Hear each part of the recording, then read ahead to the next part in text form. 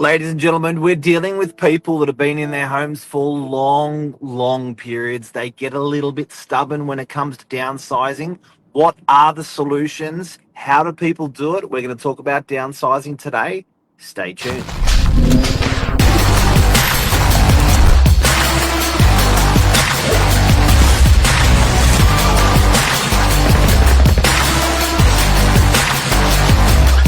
I'm the ringleader, so listen up. I've been here for 43 years. You're only going to take me out of here in a box.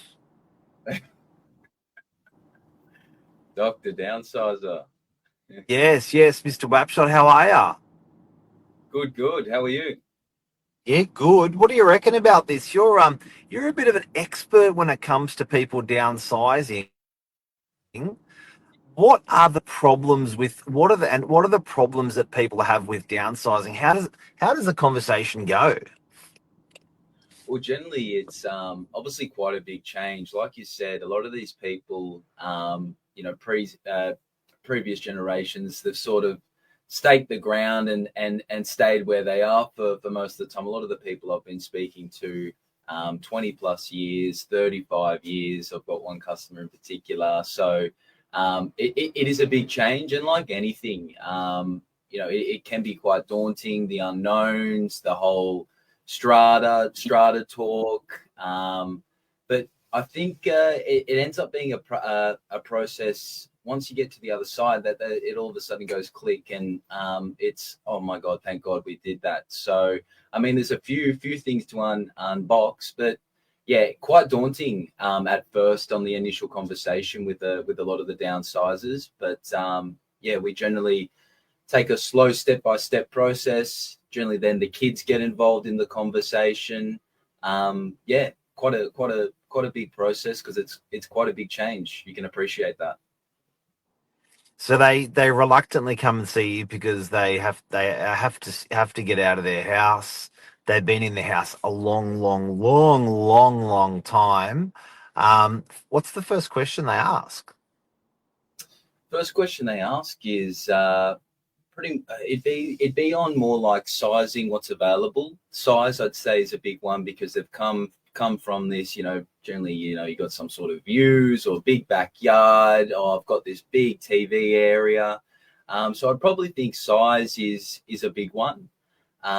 Generally they want to get an idea of, oh, Josh, I'm so used to this. So yeah, definitely size, layout, which is an important one. So finding a good layout, a good amount of light in the property, because when they've been living in the traditional block house, they've got pretty much sunshine coming from left, right, front, and center, because obviously you've got your setbacks from streets and your neighboring properties. Whereas heading into a unit, you're going to have some common walls. Generally, one side of the unit is what's going to be capturing all the light. So yeah, a lot of conversations around that. But yeah, size being the biggest thing, obviously coming from a big, generally a 4 or 5 bedroom home to generally a 2-3 bedroom apartment.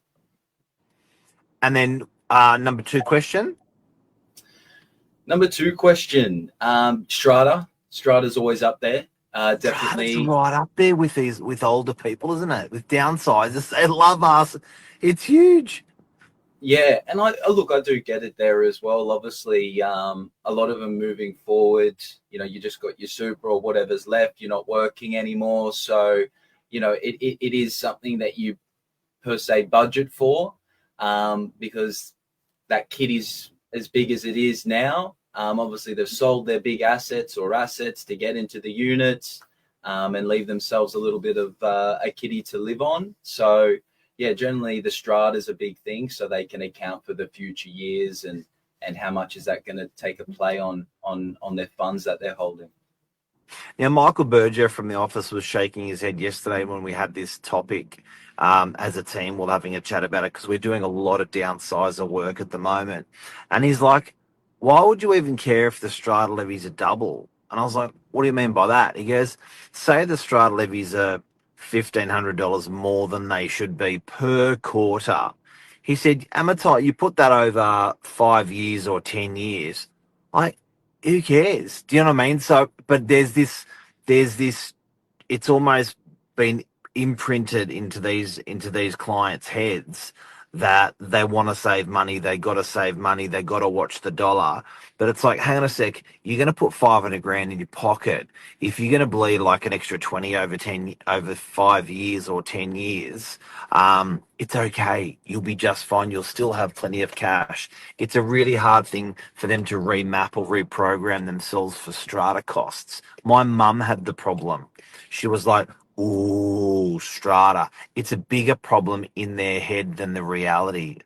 Yeah, I think that's big, Mark. I think it's perceived because it's something new. I find a lot of the clients I speak to, it's perceived as a new cost that they didn't have before, but by owning a unit, I'm going to pay it. But when you start to strip it all back and think of the maintenance and care a 4 or 5 bedroom house needs, 15, even 2 grand a quarter doesn't seem too bad when you think about it and make that comparison. So I think a lot of the time they do forget that you are going from maintaining, landscaping, exterior, interior of a 4 or 5 bedroom home, where that fund or that strata fee is essentially paying for the maintenance and landscaping and so forth for their unit. So it's not actually an additional cost. So I think it's just having that conversation, education, and explaining. And it goes a long way. And I've had a few of these conversations now, especially for the project up at Belrose. Traditionally got a lot of owners up in that Belrose, Davidson area. They've been there 20, 30, 40 years. Nothing else in the area quite like the Belrose collection. It's quite a No. new project, being units. It's generally all houses over there. Yep. But things like accessibility, stairs, maintenance, all these things are becoming a factor.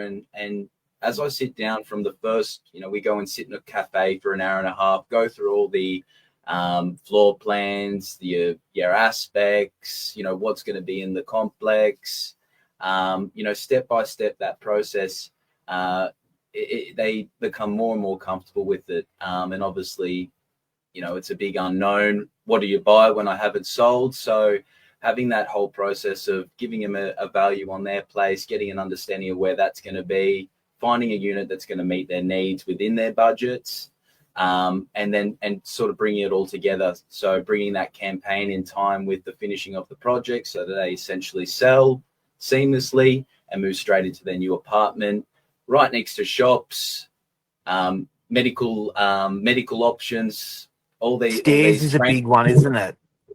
Yeah, huge Stairs, transport as well. stairs and transport, because what I've noticed is often one of the downsizers has had a medical condition or sometimes a fall or something. And the nice thing about the downsizing is generally you're eliminating any stairs. So it's easy to get in, it's easy to get out. There's not even one stair the whole way through. Very, very efficient. Yeah, yeah, it definitely is. But yeah, it's actually a really rewarding process. Even the couple, we've got a Belrose exchanging today, beautiful couple, in a Belrose all their lives. I think he was a school teacher. Yeah, really nice couple, and they've just finally made that move. Josh can't do the steps anymore. Needs something that is going to be the next spot that we stay for the rest of our lives. And happily enough, I was happy to assist them there, and they found a unit that's really going to, meet all their requirements and needs. And with the daughter-in-law and son, we're future-proofing the unit. So because it's not too close to completion, we've made a few tweaks just to make things easier moving forward over the next 3, 5, 6, 7 years. Mobility is going to decrease dramatically. So just changing like little handles on the kitchen from shark nose to a pull drawer. Running in a 15 amp circuit out to the balcony to allow for heating so that they can both sit outside together on a cold night, enjoying their new balcony.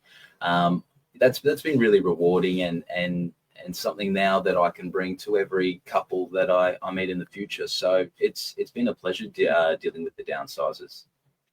I have about probably, I reckon, 2 to 3 downsizer appointments a week. Um, so it's very, very common. What? Why aren't they going into retirement villages?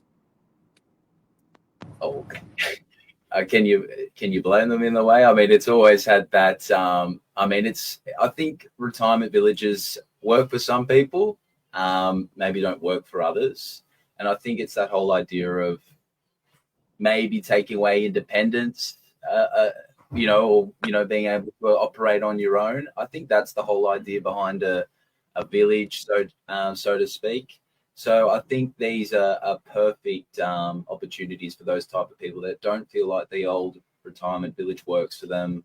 Lift up to your door, shops at your feet, transport out your front door.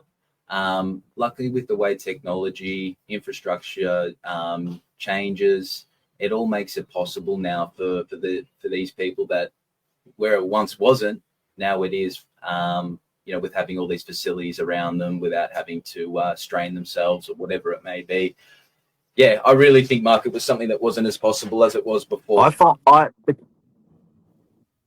Yeah, the conversation I have with people about the retirement village is asset protection. So they don't really want to leave a lot of money on the table for the retirement village. The way they calculate that when you pass, how much they take, a lot of them are different in their ways, but they don't want to leave any more money on the table. Another one, like someone like my mum, is they don't want to be around um, um, they don't want to be around what's a nice what's a nice way of saying it? Not not not death, but they don't want to be around sickness. They want to be around more vitality. So they enjoy a strata neighbour more than a retiree neighbour. I'm really trying to say this respectfully, but you know what I mean. There's just a bit more. It's a really good community with a retirement community, but they feel it's not them. Yeah, yeah. There's definitely those two sets of people, and you probably feel like you know nothing's changed. You're still your young self, just in a brand spanking new apartment. Yeah, no, I think it's Yeah. really rewarding experience, but yeah, something quite important moving forward. And some of these guys that we're moving, particularly into Belrose collection, 93, 95, and then some of them are in their 90s, and I'm like, dude, you should be going to a retirement village. He's like, no. But I think that's really nice. Like I've had one of the couples I've worked with as well. The male, the husband is a little bit older than his wife, and I think as morbid as it can sound, he wanted to make sure that if anything did go wrong at because these things can happen unexpectedly, Right. that Yeah. she is taken care of, that she Yes. is in a place that she feels safe, that she can accessibly use. That he wanted to make sure that if something did happen, she was sorted, she was okay. They were in a place where she felt comfortable and at ease, which was really nice. I reckon, if you don't mind, I reckon we can put that at number one. I know that was for my mother-in-law and father-in-law. I know that was a really, really big thing, and I hear that all the time that they want to make sure the other partner's not doing that move by themselves. Yeah, that's a huge one, huge one. Yeah, exactly. Yeah, definitely. Well, there you go, guys. Downsizing, it's real. There's some of the things that we see in the downsizing world. And, it doesn't have to be sad. It can be exciting. Going new place, new furniture, new environment challenges the brain. And that's, there you go, downsizing. Thank you, Mr. Wapshot. No worries. Quickly, guys, just wanted to say if you're in this position, some people can sort of jam it down, or other agents can jam it down people's throats, so to speak, or rush. I'm happy to take the sort of time to educate you through the process. I know it's a big move, so if you're looking for someone to make that steps or start to educate yourself, Novak's the place for it. More than happy to help. So feel free to reach out. Boom. Have a great day. See you guys. There.